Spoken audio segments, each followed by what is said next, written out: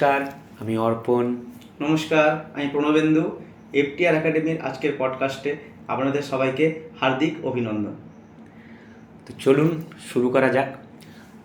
আগের দিনই আমরা আমাদের প্রিভিয়াস পডকাস্টে আলোচনা করেছিলাম যে কিভাবে উইথাউট স্টপ লস আমরা কোনো স্টকে ইনভেস্টমেন্ট করতে পারবো।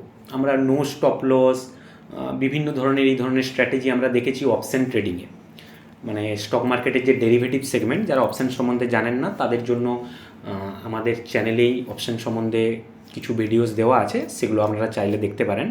যাই হোক, আমরা নো স্টপ লস শুনেছি কোথায় না, অপশান ট্রেডিংয়ে।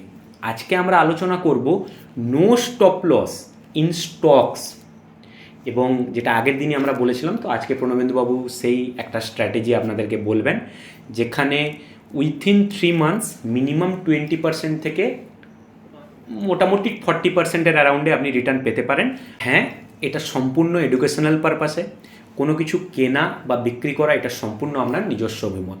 আমরা কোনো কিছু কেনা বা বিক্রি করার জন্য কোনো কিছু অ্যাডভাইস বা সাজেশন দিচ্ছি না। আমরা যা শিক্ষাটা দেব সেই শিক্ষা অনুযায়ী আপনারা নিজেরা রিসার্চ করবেন এবং যে স্টকে আপনি এই জিনিসগুলো পাবেন সেখানে আপনারা চাইলে ইনভেস্ট করতে পারেন। চলুন আর বেশি দেরি না করে সরাসরি প্রণবেন্দুবাবুর কাছ থেকেই আমরা জিনিসগুলোর সম্বন্ধে আলোচনা করব।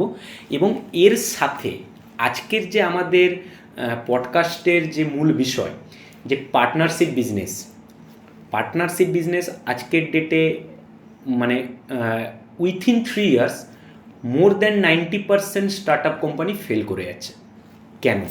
এবং এই পার্টনারশিপ বিজনেস হোক বা প্রোপ্রাইটার বিজনেস হোক, এটাতে কিভাবে এটা স্টক মার্কেটের উপরে ডাইরেক্টলি বা ইনডাইরেক্টলি ইম্প্যাক্ট করে, not only in stock market, as a tedder, as a investor, তাদের উপরে এটা কি ইম্প্যাক্ট করে, বা এই একটা পার্টনারশিপ বিজনেস বা একটা প্রোপ্রাইটার বিজনেস রানিং করার জন্য যে স্কিলসগুলো বা যে জিনিসগুলো দরকার সেগুলো আদেও কি স্টক মার্কেটের ট্রেডিং জার্নিতে কোনো রকমভাবে সাহায্য করে, তো সেগুলোই আমরা বিশদে আলোচনা করব। তো নমস্কার স্যার। নমস্কার। তো আজকের যে বিষয়টা আমরা আলোচনা করব সেটা হচ্ছে যে এই পার্টনারশিপ বিজনেস কেন ফেল হয় আমাদের ইন্ডিয়াতে।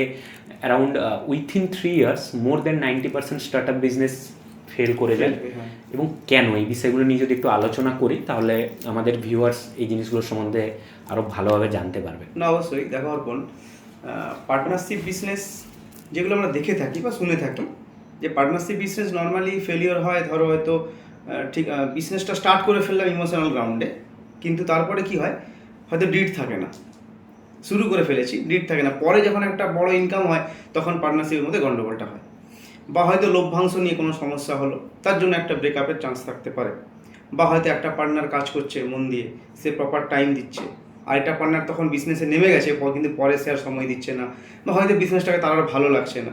তো এইসব বিভিন্ন কারণে একটা পার্টনারশিপ বিজনেস কিন্তু ব্রেক হওয়ার চান্সেস থাকে। এবং এর সাথে যদি আমি স্টক মার্কেটকে তুলনা করি, দেখো একটা পার্টনারশিপ বিজনেস করতে গেলে আগে যেমন আমাকে পার্টনার চুজ করতে হবে ঠিকঠাক। কী পার্টনার, তুমি এখন প্রশ্ন করতে পারো। তো পার্টনার বলতে আমি সেই পার্টনারকে আমার পার্টনারশিপ বিজনেসে চুজ করব যে পার্টনারের মধ্যে সেই বিজনেসটা সম্পর্কে নলেজ থাকবে এবং তার মধ্যে সেই স্কিলটা থাকবে। কিন্তু এখনকার দিনে কী হয়, হয়তো আমরা কলেজ স্টুডেন্ট, একসঙ্গে পড়াশোনা করলাম, গ্র্যাজুয়েশন করলাম, হয়তো বিজনেসটা খুব ভালো চলছে, চলো আমরা ঝাঁপিয়ে পড়ি, ঠিক আছে, দিয়ে কী করলাম, আমরা ইমোশনাল গ্রাউন্ডে বিজনেসটা শুরু করে ফেললাম। একদম। কিন্তু একে অপরকে আমরা দেখলাম না বা বিচার করলাম না যে হয়তো আমি যে বিজনেসটা চুজ করছি সেই পার্টনারের সেই বিজনেস সম্পর্কে নলেজ নাও থাকতে পারে, আর তার সেই বিজনেসটা ভালো স্কিল নাও থাকতে পারে। নেমে পড়ার পরে কী হলো, যখন বিজনেস রানিং হচ্ছে বা চলছে, দেখা গেলো বিজনেস মানে আপ ডাউন থাকবে, তাই না? এইবারে তোমার হয়তো বিজনেস সম্পর্কে ভালো নলেজ আছে, বা তুমি হয়তো দেখেছো বিজনেসটা ফিউচার ওরিয়েন্টেড, কিন্তু আমি যাকে পার্টনার নিয়েছি বা তুমি যাকে পার্টনার নিয়েছো তার হয়তো সে সম্পর্কে কোনো আইডিয়া নেই। ফলে সে যখন বিজনেস যখন আপে চলবে তখন তার বেশ মজা আসবে, কারণ ইনকাম আসছে, কিন্তু যখন বিজনেসটা যখন আস্তে আস্তে স্লো ডাউন হবে তখন তার কিন্তু ঘাবড়াহট হবে। তখন সে কী চাইবে, যে সে চাইবে যে বিজনেস থেকে আস্তে আস্তে যে ইনকামটা আমি করেছি সেটা আস্তে আস্তে আমি কী করে উইথড্র করে নিই এখান থেকে, বা আমি আর নতুন করে কোনো পুঁজি ওখানে লাগাবো না। তখন তোমার কী অবস্থা হবে, তখন তুমি দেখছো তুমি তখন একা পড়ে গেছো, পুরো বিজনেসের লোড তোমার উপর চলে এসছে, তখন তুমি আস্তে আস্তে না টানতে পারার জন্য বিজনেস থেকে আস্তে আস্তে কুইট করবে। তো এগুলো হচ্ছে একটা মেজর কারণ থাকে।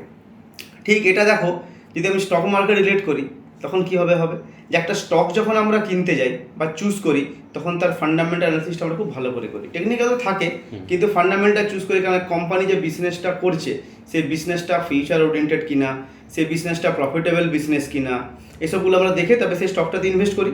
বা তুমি যে 3 বছর বললে না, যে একটা পার্টনারশিপ বিজনেস 3 বছর রানিং হওয়ার পরে তারপর আস্তে আস্তে কি হয়, বিজনেসটা বন্ধের দিকে চলে যাচ্ছে। কিন্তু আমাদের যখন নতুন কোনো স্টক আইপিও দ্বারা লিস্টিং হয় না, তারপরেও কিন্তু আফটার 3 ইয়ার্সই সেই স্টকে ইনভেস্ট বা ট্রেডিং করা উচিত। আচ্ছা, কেন 3 বছর না হওয়া অবধি আমরা সেই স্টকটার পরিপূর্ণ ডাটা কিন্তু পাবো না। আচ্ছা, তাই না? তাই একটা স্টক মার্কেটে ইনভেস্ট করছি মানেটা কি, যে আমি একটা বিজনেসে ইনভেস্ট করছি।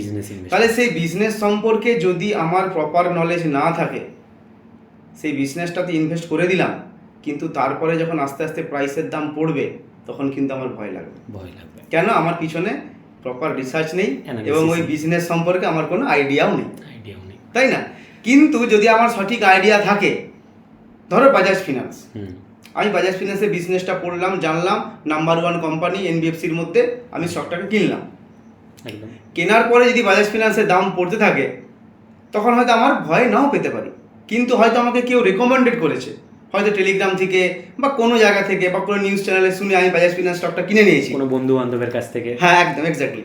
তখন কি হবে, যদি বাজাজ ফিনান্সের প্রাইসের দাম পড়ে, আমার তখন কিন্তু ভয় লাগবে, তাই না?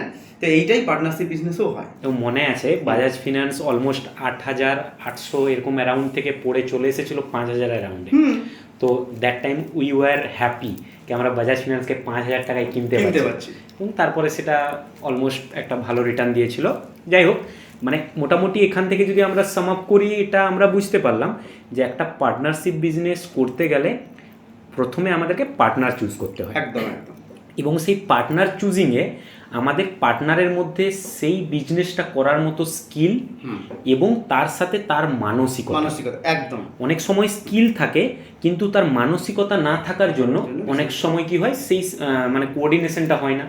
এবং এখানে যে ইনভেস্টমেন্ট এবং স্কিল, অনেক সময় যেটা হয় যে অনেক বিজনেসে আমরা দেখি কেউ ইনভেস্ট করছে, কেউ স্কিল ইনভেস্ট করছে, তো যার ফলে কেউ মানি ইনভেস্ট অ্যান্ড স্কিল ইনভেস্ট করছে, টাইম ইনভেস্ট করছে। সেখানেও একটা কোথাও না কোথাও পরে গিয়ে, যেটা আপনি বললেন যে লভ্যাংশ নিয়ে অনেক সময় একটা মানসিকতার মানে কি বলবো, একটা মানসিকতার চেঞ্জেস আসে, যেখানে গিয়ে বিজনেসটার উপর ইমপ্যাক্ট করে। মানে বিজনেসটাকে কেউ ভালোবাসে না, সবাই ফলটাকে ভালোবাসে।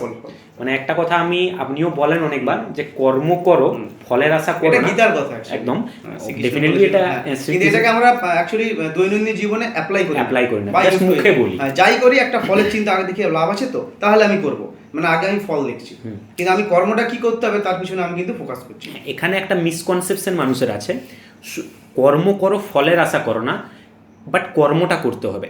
কর্ম করতে গিয়ে আমাদেরকে কিছু গোল সেট করতে হয়, short term goal, mid term goal, long term goal. কর্মটা করার জন্য, নট বিকজ অফ ফলের জন্য। ওই গোল সেট করতে গিয়ে কখনো কখনো তার সঙ্গে ফল মানে কোলাবোরেটেড ওয়েতে থাকে, কম্পাইল হয়ে থাকে। যেমন সাপোজ আমি আজকে একটা বিজনেস শুরু করেছি, যেমন ধরুন আজকে আমাদের FTR একাডেমি, আমরা টার্গেট নিলাম যে যেহেতু আমরা ডিজিটালি নতুনভাবে এসেছি, সো আমরা একটা টার্গেট নিলাম যে আমার আগামী 1 মাসের মধ্যে আমি আমার ডিজিটাল প্ল্যাটফর্মে কিছু এডুকেশনাল ভিডিওস দেবো। তো এডুকেশনাল ভিডিওস দেবো, নাম্বার অফ এডুকেশনাল ভিডিওস আমি সিলেক্ট করলাম, এবং আমি টার্গেট নিলাম যে এই দিনের মধ্যে এতগুলো ভিডিও আমি পোস্ট করব। So this is my short term goal, maybe different type of goal. তো এরকম ধরনের গোল সেট করে করে আমাদেরকে এগিয়ে যেতে হবে। সেখানে কখনো কখনো ফল তার সাথে ওতপ্রোতভাবে জড়িয়ে থাকে। কিন্তু যখন যদি ভাবি যে আমি 50টা ভিডিও আমি আপলোড করব এবং তার সাথে আমার 1 লাখ ভিউয়ার হতে হবে, বা 1 লাখ আমার চ্যানেলে ফলোয়ার হতে হবে, এবং সেইটা যদি 50টা ভিডিও আপলোড করার পরে না হয়, কিন্তু তুমি যদি মনে মনে সেট করে রাখো যে এই ফলটা আমার চাই, তখন তুমি ডিপ্রেশনে চলে আসবে। একদম, তোমার টার্গেট হওয়া উচিত 50টা ভিডিও, তার ফলে কি ভিউয়ার এলো না এলো ওদিকে তোমার ফোকাস করার দরকার নেই, ওটা তোমাকে ছেড়ে রাখতে হবে উপরওয়ালার হাতে, বা নিজের কর্মের উপরে। মানে এখান থেকে আমি এটা যেটা ধরতে পারলাম যে expectation, we should not expect anything from anywhere. কোথাও থেকে আমাদের এক্সপেকটেশন রাখা উচিত না। কর্ম করে যেতে হবে, ফিডব্যাক নিতে হবে, আরও বেটার কীভাবে করবো সেটা ভাবতে হবে। And we don't want to B the best, we want to be better. কারণ যেখানে আমি বেস্ট হয়ে যাব সেখানে আমার আত্ম অহংকার শুরু হবে এবং সেখান থেকে হয়তো আমার গ্রোথ স্ট্যাগনেন্ট হয়ে যাবে। সো আমরা অলওয়েজ নিজেদেরকে বেটার আরও উত্তম করব। এটা আমরা যেটা বুঝলাম যে একটা স্কিল ডেফিনেটলি একটা পার্টনারের মধ্যে আমাদেরকে দেখতে হবে এবং তার সাথে কোথাও না কোথাও নিজেদের, যেটা আপনি বললেন যে প্রপার ডিড হতে হবে এবং তার সাথে সাথে কিছু বিজনেস ম্যানেজমেন্ট আমাদেরকে প্রপারলি নিতে হবে। যেমন জেনারেলি আমরা বিজনেসের ক্ষেত্রে বলি, যদি প্রোপাইটার বিজনেসও হয়, নিজেরও যদি বিজনেস হয়, we should draw salary according to our skills, according to our time. আমরা থাকাটা উচিত, কারণ এটাতে কি হয় যে টাইমের যে ডিফারেন্সটা থাকে সেটাতে অসুবিধা হবে না। যে কম টাইম দেবে সে কম স্যালারি ড্র করবে, যে কম স্কিল ব্যবহার করবে, স্কিল হয়তো আছে সবার মধ্যেই, বাট জরুরি নয় সবাই সেই সময়ে সেই জিনিসটা ততটা প্রায়োরিটাইজ করে সেই জিনিসটাতে ইনভেস্ট করছে। তো সেই জায়গায় দাঁড়িয়ে আমাদেরকে একটা স্যালারি ড্র করা উচিত, প্রপার এক্সিট প্ল্যান থাকা উচিত। জরুরি নয় যে পার্টনার কখনো কখনো বিচ্ছেদ হয়, জরুরি নয় সেটা ব্যাড নোটেই হবে, অনেক সময় গুড নোটেও আমাদেরকে হতে হয়। তো সেই সব কারণে মানে আমাদেরকে proper business management, proper partner choosing, emotional গ্রাউন্ডে নয় প্রফেশনাল গ্রাউন্ডে আমাদেরকে পার্টনার চুজ করতে হবে এবং তার সাথে কিছু বিজনেস রুলস মেনে আমাদেরকে চলতে হবে। জাস্ট লাইক স্টক মার্কেটেও যখন আমরা একটা স্টকে ইনভেস্ট করতে যাই, আইপিও ছাড়ে কোম্পানি আইপিওটা কেন ছাড়ে? যে সে বলছে যে আমি বিজনেসটা চালু করতে চলেছি, যদি আপনারা চান তাহলে আমার কোম্পানিতে ইনভেস্ট করতে পারেন। একদম, মানে সে আলটিমেট কিন্তু পার্টনার নিজে চুজ করতে যাচ্ছে না, সে অফার করেছে যার যার আমার বিজনেস ভালো লাগবে তুমি চলে এসো পার্টনার হও। কিন্তু এইখানে যে আমরা যে একটা পার্টনারশিপ বিজনেস শুরু করি তখন যেভাবে আমরা করি ইমোশনাল গ্রাউন্ডে করি, বা proper setup, proper discipline, proper guideline বা প্রপার স্কিল বা প্রপার থিঙ্কিং নিয়ে আমরা কিন্তু শুরু করি না, জাস্ট নেমে যাই, ঝাঁপিয়ে পড়ি, আর তারপরে স্টপ লসটা হিট হয়। যাই হোক, আপনি আইপিও নিয়ে বললেন, তো যারা আইপিও সম্বন্ধে জানেন না, এটার সম্বন্ধেও একটা ভিডিও আমাদের চ্যানেলে দেওয়া আছে, চাইলে আপনারা আমাদের চ্যানেলে গিয়ে দেখতে পারেন। আইপিওর ফুল ফর্ম হচ্ছে ইনিশিয়াল পাবলিক অফার, যেটা স্যার বললেন যে পাবলিককে ইনিশিয়ালি অফার করা হচ্ছে, আপনি চাইলে আমার কোম্পানির কিছু অংশের আপনি অংশীদার হতে পারেন সেই শেয়ারটা কেনার মাধ্যমে। তো স্যার মোটামুটি যেটা বুঝলাম যে এই জিনিসগুলো ধরুন আজকে আমি জানলাম, জানার পরে এই জিনিসগুলো নিয়ে আমি অ্যানালাইজ করলাম, করে আমি একটা বিজনেস ওপেন করতে গেলাম, যেখানে আমি নট ইমোশনালি, প্রফেশনালি আমি একটা পার্টনার চুজ করলাম। তার সাথে আমরা প্রপার কিছু ডকুমেন্টেশন করলাম, যেখানে আমাদের নিজেদের রোল, আমাদের কে কী কাজ করবে এবং তার জন্য কে কীভাবে স্যালারি পাবে, সমস্ত কিছু আমরা দেখলাম। এবং তারপরে আমরা মোটামুটি গোল, শর্ট টার্ম গোল বানিয়ে একটু একটু করে গোলগুলোকে অ্যাচিভ করলাম এবং এগিয়ে গেলাম। তো সমস্ত কিছু করার পরে এবং সাথে এক্সিট প্ল্যানও আমরা রাখলাম। হ্যাঁ, সব কিছু করার পরে কি এটা হতে পারে যে আমার বিজনেস ফ্লপ হতে পারে? হ্যাঁ, হতে পারে। কেন হতে পারে? কারণ দেখো, তুমি একটা স্টক মার্কেট নেই বলি, তুমি একটা স্টক কিনলে প্রপার তার পিছনে তোমার রিসার্চ আসে, তুমি তার প্রপার ব্যালেন্স শিট দেখে, কোম্পানি ফিউচার ওরিয়েন্টেড বিজনেস কিনা এসব দেখে তুমি কি করলে কোম্পানিতে ইনভেস্ট করলে একদম, এবং সেক্টরটা অ্যানালিসিস করলে, হ্যাঁ সেক্টরটাও গ্রোয়িং সেক্টর, ডেফিনেটলি। কিছুদিন পর তুমি দেখলে যে সেক্টরটা গ্রো হচ্ছে এবং সেই সেক্টরে সমস্ত কোম্পানি গ্রো হচ্ছে, কিন্তু তুমি যে কোম্পানিটাতে ইনভেস্ট করেছো সেটা গ্রো হচ্ছে না। আচ্ছা, হ্যাঁ, জাস্ট আমি এটাই বলতে চাইছি যে আমি সমস্ত কিছু ফলো করলাম, যেমন স্টকে ইনভেস্ট করার জন্য ফান্ডামেন্টাল অ্যানালিসিস করে আপনি ঢুকলেন, সেরকমভাবে আমিও বিজনেসের সমস্ত কিছু পড়াশুনো করার পরে, যেমন আপনি যে জিনিসগুলো বললেন সেগুলোতে আমি রিসার্চ করার পরে আমি প্রপার সমস্ত কিছুভাবে করলাম। বাট তারপরেও কি ফেল হতে পারে? হ্যাঁ পারে। হয়তো কি হলো, তুমি যে কোম্পানিতে ইনভেস্ট করলে সেই কোম্পানি দেখলে 4টে ফ্যাক্টরিতে আগুন ধরে গেল। আচ্ছা, তখন তুমি কি করবে? সেই কোম্পানিতে অটোমেটিক একটা ঘাটার দিকে আসবে। একদম। তো যদিও সেক্টর বাড়ে, তোমার কোম্পানির শেয়ারের প্রাইস তখন কিন্তু পড়বে। ঠিক সেরকম তুমি সমস্ত কিছু স্কিল দেখে, সব কিছু দেখে তুমি প্রপার সেট আপ করে তুমি একটা পার্টনারশিপ বিজনেস শুরু করলে। আচ্ছা, কিছুদিন পর দেখা গেল তোমার পার্টনার হয়তো কোনো একটা বড় অ্যাক্সিডেন্ট হয়ে গেল। ওকে। তোমার পার্টনার হয়তো এমন একটা অসুস্থ হয়ে গেল, এমনভাবে অসুস্থ হয়ে গেল সে শেয়ার বিজনেস সময় দিতে পারছে না। একদম। তো এইসব ইন্টারনাল কারণগুলো কিন্তু তখন আসতে পারে, যার জন্য একটা বিজনেস কিন্তু প্রফিটের থেকে আস্তে আস্তে লসে ঢুকে যেতে পারে বা এক সময় শাটডাউন হয়ে যেতে পারে। মানে বিষয়টা হচ্ছে যে এটা এক ধরনের বলতে পারি অ্যাক্সিডেন্টাল অ্যাফেয়ার বা ইন্টারনাল অ্যাক্সিডেন্ট বা এক্সটার্নাল অ্যাক্সিডেন্ট অ্যাফেয়ার, বা তার হয়তো কিছুদিন পর সে বিজনেসটা করতে ইচ্ছেও করছে না, এটাও হতে পারে।